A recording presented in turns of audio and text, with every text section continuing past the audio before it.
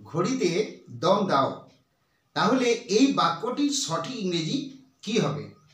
তবে আমাদেরকে এই কথা মনে রাখতে হবে যে ঘড়িতে দম দেওয়া এর সঠিক ইংরেজি জানার পূর্বে আমাদেরকে আগে জেনে নিতে হবে ঘড়িতে দম দেওয়া এর প্রকৃত অর্থ কী।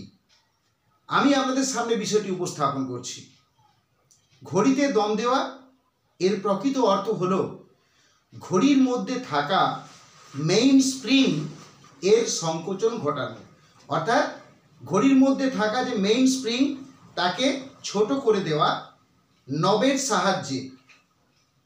তাহলে যখন নবের সাহায্যে ঘড়ির মধ্যে থাকা মেইন স্প্রিংয়ের সংকোচন ঘটানো হয়, তখন আমরা সেই মেইন স্প্রিংয়ের মধ্যে স্থিতিশক্তি প্রয়োগ করি এবং সেই স্থিতিশক্তি ক্রমশ গতিশক্তিতে রূপান্তরিত হয় এবং ঘড়ির মধ্যে যে hours hand, minute hand and second hands, অর্থাৎ ঘড়ির মধ্যে যে ঘন্টার কাঁটা থাকে, সেকেন্ডের কাঁটা থাকে, মিনিটের কাঁটা থাকে, সেগুলোকে ঘুরতে সাহায্য করে।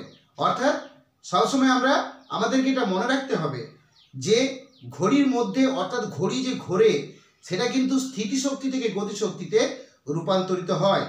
দম দেওয়ার অর্থ হলো সেই ঘড়ির মধ্যে থাকা মেইন স্প্রিংকে সংকোচন ঘটানো। তাহলে এরপর আমরা যদি ইংরেজিটা নিয়ে আলোচনা করি তাহলে অতি সহজেই বুঝতে পারবো যে দম দেওয়া এর সঠিক অর্থ কী। আরেকবার বলে রাখি আপনাদের সামনে যে দম দেওয়া এর অর্থ হলো ঘড়ির মধ্যে থাকা মেইন স্প্রিংয়ের সংকোচন ঘটানো, অর্থাৎ সংকোচন ঘটানো মানেই মেইন স্প্রিংকে গুটানো। তাহলে এই ক্ষেত্রে আমরা কি বলবো? দেখুন, ইংরেজিটা অতি সহজ, জাস্ট ভালোভাবে ভিডিওটি লক্ষ্য করুন।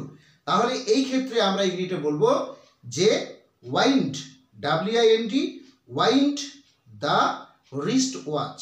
Wind the wrist watch, wrist watch মানে হাত ঘড়ি, তাহলে ওয়াইন্ড দ্য রিস্ট ওয়াচ অথবা wind up the wrist watch.